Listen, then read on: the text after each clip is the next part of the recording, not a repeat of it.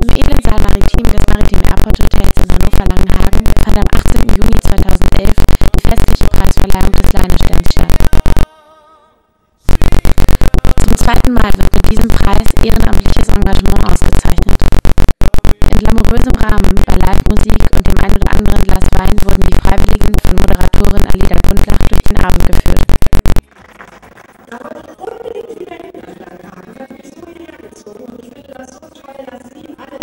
Voller Enthusiasmus begrüßte Alida Gundlach die geladenen Gäste.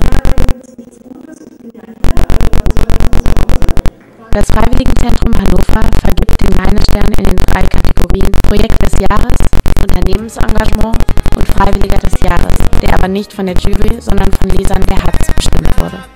In der Kategorie Projekt des Jahres erhielt das Team von We Love Hannover den Leinestern. Wir haben We Love Hannover vor 2 Jahren ins Leben gerufen. Das ist eine Veranstaltungsreihe hier im Palo Palo. Die findet ca. 4 bis 5 Mal im Jahr statt. Die Eintrittsgelder dieser Veranstaltung werden komplett für einen guten Zweck gespendet. Die Eintrittsgelder spenden wir alle einer wohltätigen Organisation. Die letzten 2 Jahre konnten wir 10.000 € einsammeln und dieses Geld ging an das Kinderherz Hannover. Und jetzt nach den 2 Jahren wechseln wir den Kooperationspartner und spenden nun ans Freiwilligenzentrum Hannover.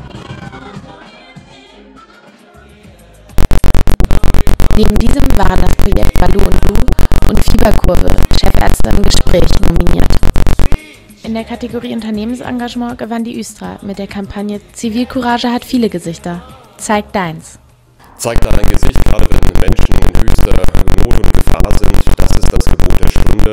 Wir brauchen auch die Mitarbeit der Bürgerinnen und Bürger, wenn auch Überfälle stattfinden. Das ist nicht nur Aufgabe der Polizei, sondern da brauchen wir die Mithilfe der Bürger, wo wir keine Helden produzieren wollen, sondern wo wir ganz gezielt aufrufen, für andere da zu sein, wenn sie in höchster Gefahr sind. Die Leinesterne für die Freiwilligen des Jahres wurden 3-mal verliehen. So zum Beispiel an Klaus-Heinz Rauch, der mit weiteren freiwilligen Helfern eine Hausaufgabenhilfe organisiert. In diesem Fall geht es um die Hausaufgabenhilfe. Das heißt, freiwillige Helfer unterstützen die Schüler und Schülerinnen bei der Anfertigung ihrer Hausaufgaben. Ich organisiere seit 6 Jahren verschiedene Kultur- und Sozialprojekte in unserer wunderschönen Stadt bei Kirchrode. Seit 4 Jahren finden alle Veranstaltungen im Rahmen einer Kulturkooperation mit dem Queen's Hotel Hannover statt.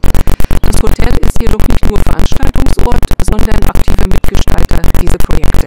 Ich arbeite als Krankenschwester und wollte schon immer als Kind Krankenschwester werden, habe das dann mit 30 gemacht und es macht mir unheimlich viel Spaß, in der Notaufnahme zu arbeiten, wo ich jetzt 18 Jahre bin. Aber es gibt oft Situationen, die sehr anstrengend sind und die ich selber auch gar nicht für den Patienten so haben möchte.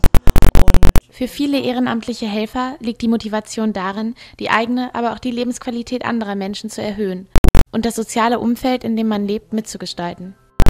In Niedersachsen betätigen sich 41% der Bürger ab 14 Jahre ehrenamtlich. Möchten auch Sie sich ehrenamtlich betätigen, melden Sie sich beim Freiwilligenzentrum Hannover.